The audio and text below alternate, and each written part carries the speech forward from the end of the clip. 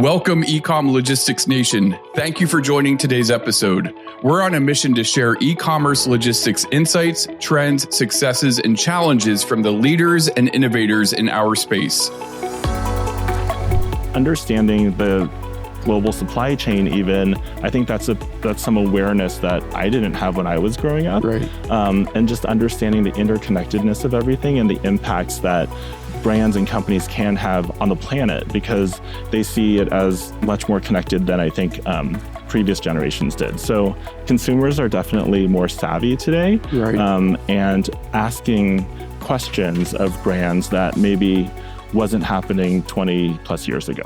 Welcome, Ecom Logistics Nation. Today we are recording in Las Vegas at the Manifest Conference, and I'm excited to have sitting next to me Marcus Chung, who we actually have a past together working. So excited to see him here. And Marcus, as a way of getting started, could you introduce yourself and share with everyone what you've been up to? Yeah, thanks, Dan. It's great to be here. I'm Marcus Chung, COO of Koyuchi. Koyuchi is a premium bedding and bath brand. So we make really beautiful sheets and towels, and we're really rooted in sustainability. We've been focused on building an organic supply chain since we were founded over 30 years ago, and have continued to innovate in the area of sustainability in home textiles. So Marcus, yeah, we actually worked together when I was at FedEx Supply Chain and you were at Third Love. That's right. And our time overlapped by just a little bit. Really excited with what you're doing right now too. You just had a session yesterday here at Manifest where you were speaking about sustainability and net zero. So maybe if you could share with us a little bit about the highlights and what you shared with everyone yesterday. Yeah. The topic yesterday was about decarbonization and getting to net zero. So at Koyuchi, we've been focused on trying to understand our carbon footprint and figuring out ways to reduce it. We started doing formal measurement of our carbon footprint starting in 2020. We measured it again in 21 and 22. And so last year we felt confident enough to set some net zero goals.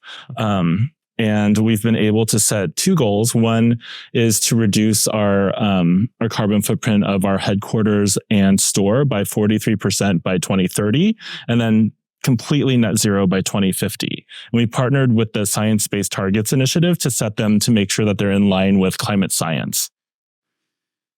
That is super impressive. I'm wondering if you could share, and with your background, you've been in sustainability for 20 many years. Yes. Many years. Yeah, for a few years, Yeah. we'll say. How do you see, it felt like it was maybe lip service for those probably early days, but how have you seen the transition as to being able to be net zero and having these really aggressive goals? Yeah, so I started my career working at very large apparel companies. I started out at Gap, and I was part of the sustainability and social responsibility team there. And at the time, we were very focused on more of the social aspects. And so we were working with our factories to protect human rights and labor rights in the supply chain. At the same time, we had a team that was focused on different aspects of sustainability, whether it was water or energy usage. Okay. And so at the time, I feel like there was a lot of activity, a lot of testing and trying different things. For example, one of the projects that I worked on was to install a solar array at one of our distribution centers. And that was net new for us. You know, we had never tried anything Absolutely. like that before. It was unproven. And so it was kind of like the wild, wild west, like Right. trying to figure out how can we make a difference and have a positive impact, but also do something that's positive for the business. Today, I feel, fast forward 20 years, Right. I think that there's hardly any company that isn't talking about sustainability, to various degrees. So to your point, I think there is still some lip service, but we're at a point where I think consumers are more savvy. There's regulation. You can't just be giving it lip service because too many people really understand what meaningful action looks like. So I do feel like it's grown in terms of importance and also visibility and impact, which is great to see. And I think too, to that point, I mean, obviously it's good for all of us and future generations in the world. But how have you noticed with all these different retailers and brands you've been with, the adoption of the consumer or the consumer driving the need to be more sustainable and to be able to publish what you're doing and to really buy in on it to the point it's forcing the hand for brands and retailers? Yeah. So my background has been mostly in the apparel sector. So I've worked in fashion and now in home textiles. So the consumer has played a very important role in almost everything that we do and how we communicate our brands. And there definitely has been a shift in the younger generation caring about the issues more than previously. I think they're just more globally aware. They understand that when they're buying a t-shirt or a pillow, that it may not be made in the USA.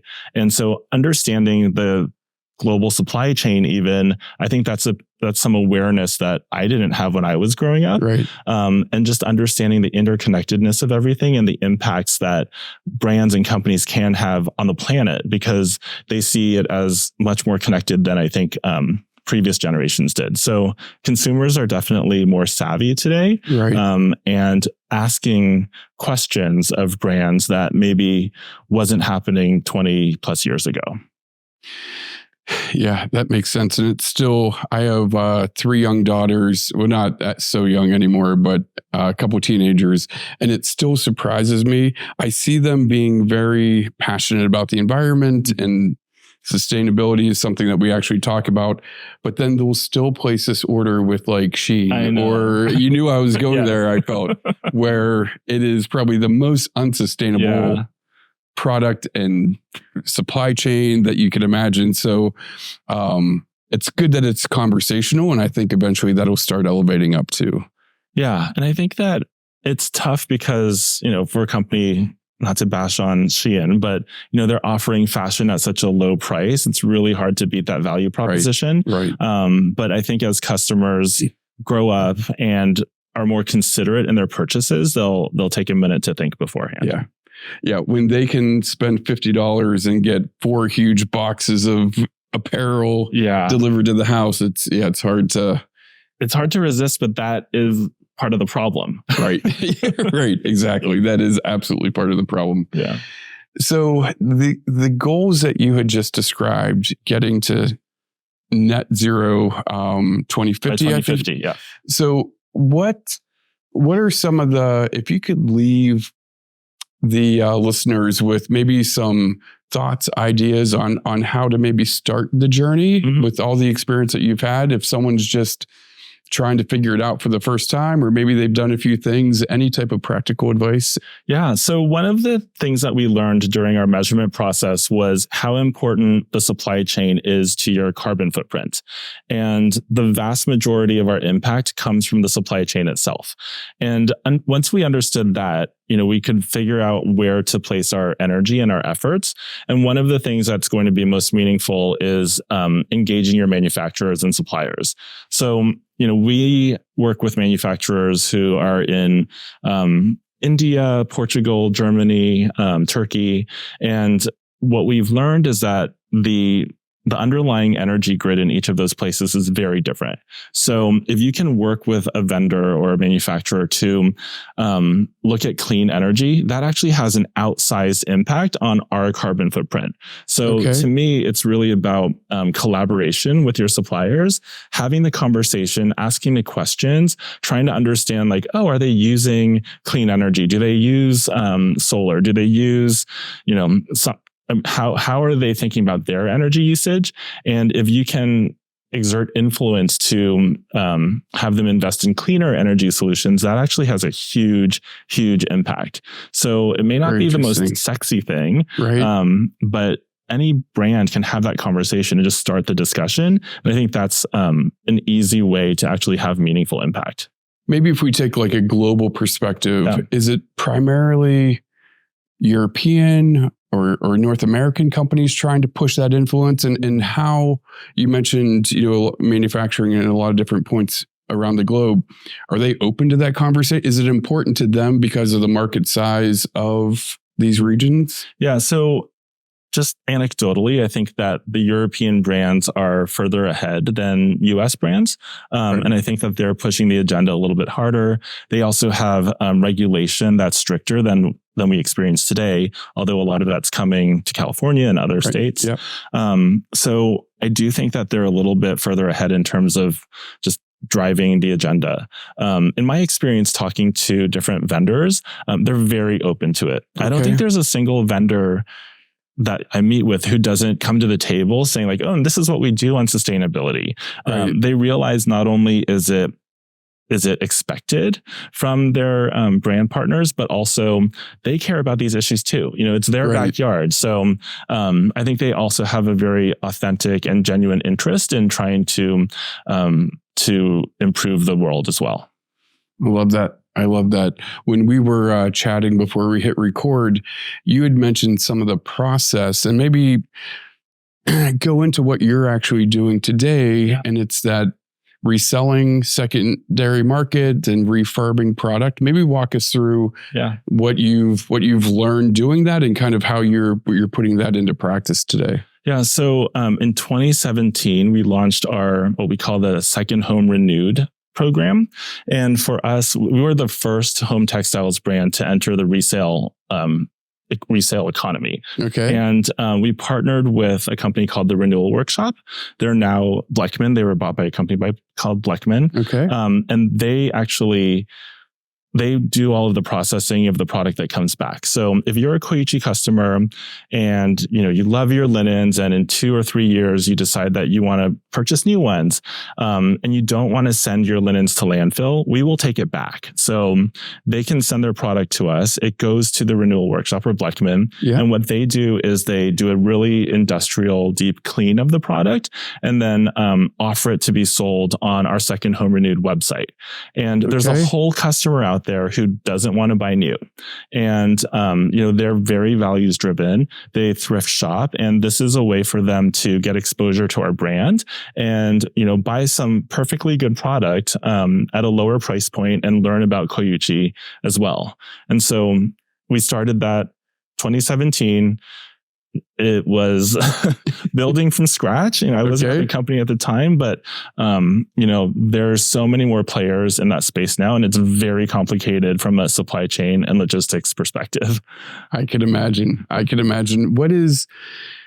So any insights, maybe whether it's specific with your company or just in the industry, when product comes back and there's that initial inspection, what percent typically is graded where, hey, we can refurb this, we can get it back into the market, and then what might have to go to maybe donation or other disposition? Yeah, that's a good question. And so I think there's a few different steps, and depending on the product category, you can see different results. But the first step would be to take a return even and see if it's something that's good enough to go back in stock. Like it's never been washed and still has its tags on.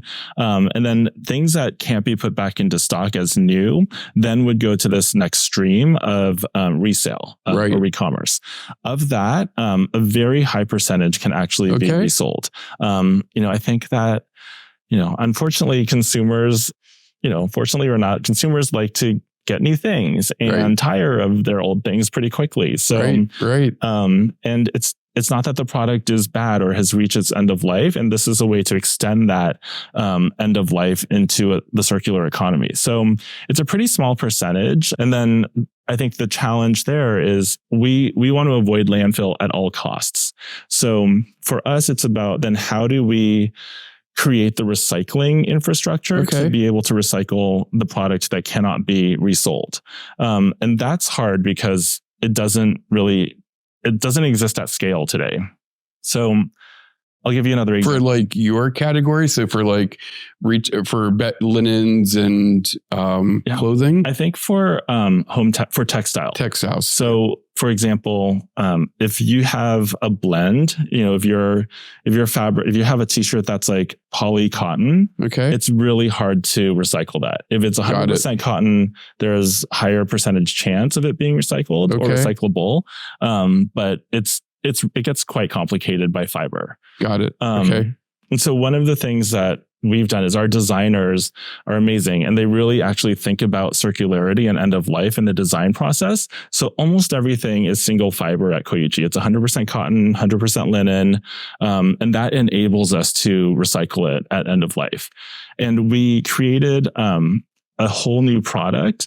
We call it the Full Circle Blanket. and it's using our own recycled product. So Okay. our old Koichi product that comes back cannot be resold. We actually send that to a recycler and make brand new Koichi product out of it. And I think we're the only company doing that. And it's not easy. So like the filler for the pillow, is that? It's a blanket. It's a blanket. It actually gets recycled into new yarns and then woven into a brand new blanket.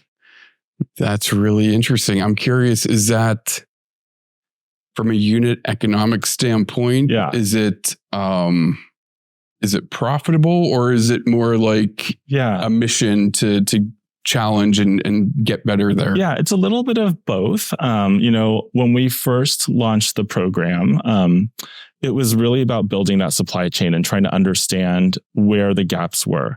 So it's not efficient. And I'll share with you, obviously all the product is sold and used in the US. Right. We could not find a recycler that could then make it into the yarns that we needed in the US. Okay. So we actually ship it to Spain, and then it goes to a recycler in Spain. Also in the US, we don't have... Great business idea, by the way. Yeah. For someone here in the US. 100%. If you're building a recycling infrastructure, then there's a huge opportunity. But the other issue with the US is there aren't any wide width manufacturers that can make like a California King size product. Okay. And so we then, after it gets recycled into new yarns in Spain, it goes to Germany to one of our blanket manufacturers, and they are the ones who weave it into like a really beautiful product that then gets shipped back to the US to be sold.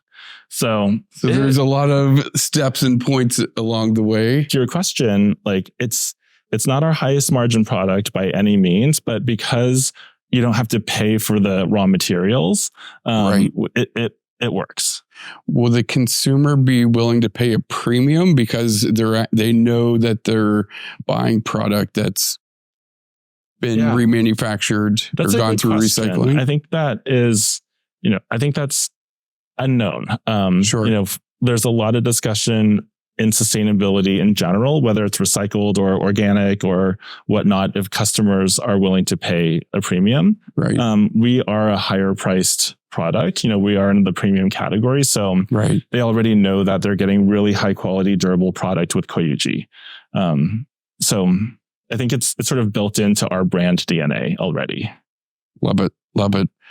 Maybe going back to the dispositioning process that you were mentioned, it's probably not just about getting the product clean. Obviously, that's super important. What about value? Do you look at, whether it's a queen size sheets, you'll look at, hey, what's the effort I need to do? Maybe if there's a little bit of hemming or there's just a little bit of value added service that needs to take place. Is that part of the process too? It's not today. Okay. And so, the partner we work with doesn't do the repair piece of it. There are companies out there that are starting to do that. And so we've looked into it. And I think that it's not, at least for us, we haven't been able to find a solution that makes sense economically, and also where the repairs are at a level that would be acceptable to our customer.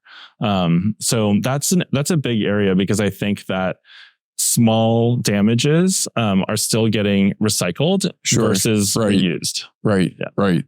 Yeah. I mean, we find that a lot too in some of the work that we do.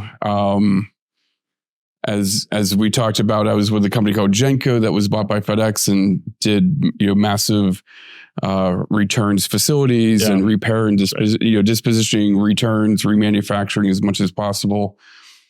And it's still such a very manual process. So it's expensive to do too. Even when you find someone who could do it, it's, the unit economics becomes a little bit challenging as well. Yeah, it's true. I mean, I think any type of VAS is expensive. Sure, right. But especially when it becomes specialized like this. And so repairing, putting a button back on a product, that's not easy. Right. And finding the right people to do that, they're worth what they charge. Exactly. Well, that's awesome, Marcus. Any last maybe tips or advice you have for people that are headed down this journey for the first time? Yeah. So we were talking about this in the panel yesterday, but no matter what size company you are, I think there's an opportunity to try new things and pilot things and start small, take that first step. if you have an idea, then it's worth like testing and trying. And if you go in intentionally and say, here are the outcomes that we want to measure, cost is always one of them. Sure. And you can test to see whether or not it bears out. And sometimes it does, and you can try to scale that. And sometimes it doesn't. And you can learn from that and figure out what the next thing is. So right. It can be really overwhelming if you think about circularity, sustainability. Absolutely. So I would start really small. I like that. Great advice. Want to leave you with the opportunity to share with everyone where they could check you out on LinkedIn, where they could go to find more. So koyuchi.com is our e-commerce site. I am on LinkedIn, Marcus Chung. And then our second home site is renewed.koyuchi.com. Okay. And it will soon be integrated into our main site. So that's a big project for us in 24. Awesome. That's fantastic. Well, really appreciate it. Great seeing you. I think the last time I saw you was in 2019. So great to see your face again and get to talk to you. Yeah, great to reconnect. Awesome. Thank you for being here. Hi, I'm Ninad Acharya, CEO and co-founder of Fulfillment IQ. And I'm here with Dan Call, CRO and partner at Fulfillment IQ. We're the team behind the Ecom Logistics podcast. Our mission is to provide you with genuine insights from our work alongside logistics leaders to help you improve your supply chain. In the Ecom Logistics podcast, we share the knowledge and the insights we've gained from working alongside amazing brands, retailers, 3PLs, and VCs, so you can make the most out of your supply chain journey. If you like what you're hearing, we'd truly appreciate your support with a 5-star rating on your favorite podcasting channel. Your feedback not only keeps us going, but also helps others find the podcast. If you think Fulfillment IQ can assist you, or if you have an idea related to logistics, just reach out to me on LinkedIn. I'm always up for a chat and ready to explore new possibilities together. Stay tuned to the Ecom Logistics podcast on your favorite podcast platform for fresh and practical insights into e-commerce and logistics. Until next time, let's keep making a difference in logistics together.